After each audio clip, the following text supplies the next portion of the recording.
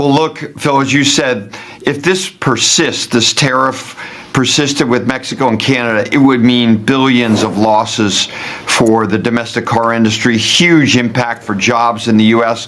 And the administration knows that, as well as congressional leaders. They know that Ford is the most American car company, we produce the most, and they have committed to us to strengthen our... As Phil mentioned, if these tariffs continue between the U.S., Mexico, and Canada, the domestic car industry could face billions in losses, which would greatly impact jobs in the U.S.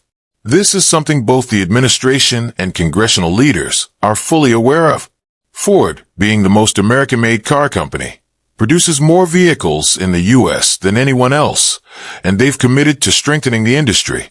As we look at Wall Street, where the closing bell has just rung, investors are reacting to President Trump's new 25% tariffs on auto imports. This has caused a dip in stocks. The Dow ended in the red, Ford dropped more than 3%, and General Motors fell over 6%. Ford has already been feeling the effects of tariffs on Canadian and Chinese imports, and now it is pushing back. In a bold move, Ford CEO has made a surprising statement directed at Trump, signaling the start of a political showdown. In this video, we'll explore why Trump imposed tariffs on imported goods, Ford's response, and the broader effects these decisions might have on the economy and the average American consumer. Let's dive in. At the Wolfe Research Automotive Conference in New York, Jim Farley warned that the 25% tariffs on Canadian and Mexican imports could cripple the auto industry. He also pointed out the added strain of the 10% tariffs on Chinese imports, which are key for electric vehicle EV components. Farley admitted the tariffs have created significant costs and chaos for the industry. While he supports Trump's efforts to boost domestic production, he stressed that the company can't fully rely on it yet. To mitigate the impact, Ford has significantly increased its domestic production. Tariffs affect automakers and suppliers, not the countries exporting the goods. As a result, the Detroit 3 automakers, including Ford, are all affected, since they have some production in Canada and other countries. Unlike General Motors and Stellantis, which have not issued public statements on the tariffs, Ford is stepping forward with a response. General Motors, for example, saw a 6% drop in its stock following the tariff announcements, but has since ramped up domestic production in Indiana. Stellantis has halted production in Canada and Mexico, putting 900 jobs at risk. Ford, on the other hand, has the most domestic production, confirming that 80% of the cars it sells in the U.S. are assembled in America. As a result, Ford hasn't shut down its Canadian operations like Stellantis. 2 months after his initial comments, Farley seemed to shift his stance, now seeing potential opportunities in these tariffs. He acknowledged that while the tariffs on Mexico and Canada were necessary, they also left room for automakers to benefit if handled correctly. Farley emphasized the need for a comprehensive policy, noting that global competitors like Hyundai, Kia, and Toyota can still import millions of vehicles without facing the same tariff burden. However, he also warned that tariffs on car parts won't level the playing field as intended, since the U.S. car industry still relies heavily on imported components. Farley proposed some tariff exemptions to balance the high costs with the need for job security and affordable vehicles. China remains the largest exporter of automobiles and an essential supplier of EV batteries, with a significant presence in the Mexican market. Farley's concerns about global competition are valid, as countries like China and South Korea employ a range of tactics to outcompete the U.S. Therefore, Ford advocates for collaboration with the administration to address the issue, suggesting that blanket tariffs, without careful consideration, may not achieve the intended results. Ford has also introduced an innovative way to respond to these tariffs. The company's From America for America program offers U.S. customers employer-level pricing on select 2024 and 2025 models. Additionally, EV buyers can get a free home charger and installation if they purchase by June 30th, 2025. Stellantis and Hyundai have similar programs, though Ford's initiative aims to help customers avoid the full impact of tariffs by offering lower prices. The program, which excludes premium models like the Ford Expedition Raptor, will run from April 3rd to June 2nd. While this will help increase sales, Ford is selling vehicles at or below invoice prices, hoping to maintain competitiveness and support consumers during this challenging time.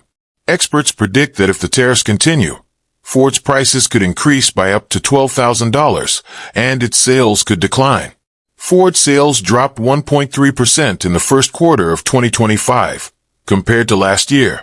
Meanwhile, General Motors saw a strong first quarter with a 16.7% sales increase, and South Korean automakers like Kia and Hyundai also experienced growth.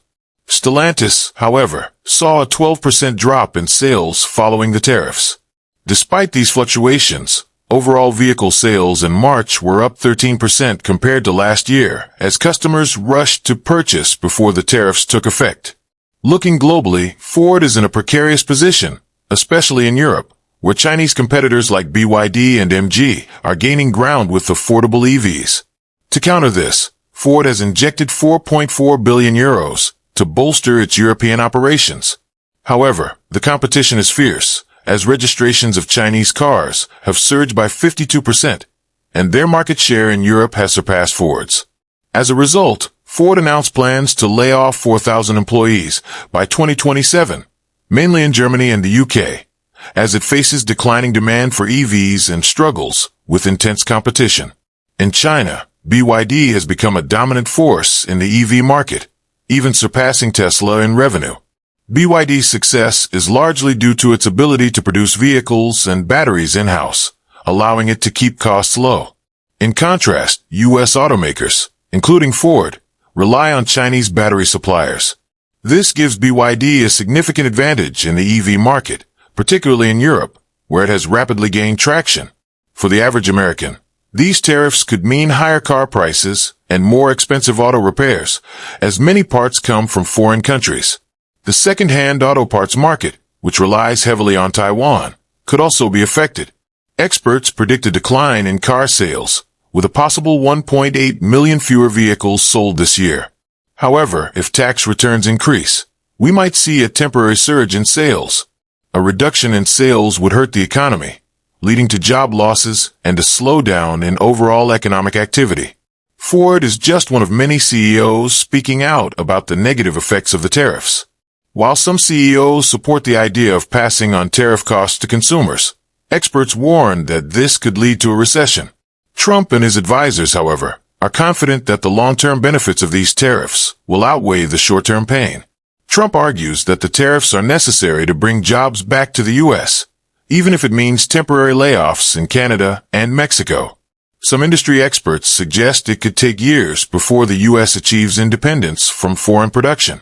Meanwhile, Trump supporters in the United Auto Workers Union believe that the tariff strategy will eventually result in more domestic jobs, though it remains to be seen if this will materialize in the long run. As these political decisions shape corporate strategies, it raises the question, will Trump's tariffs work in the long run, or should companies find more sustainable solutions? Let us know what you think in the comments. Thanks for watching. If you enjoyed this video, don't forget to like and subscribe to Viral Vibes for more content.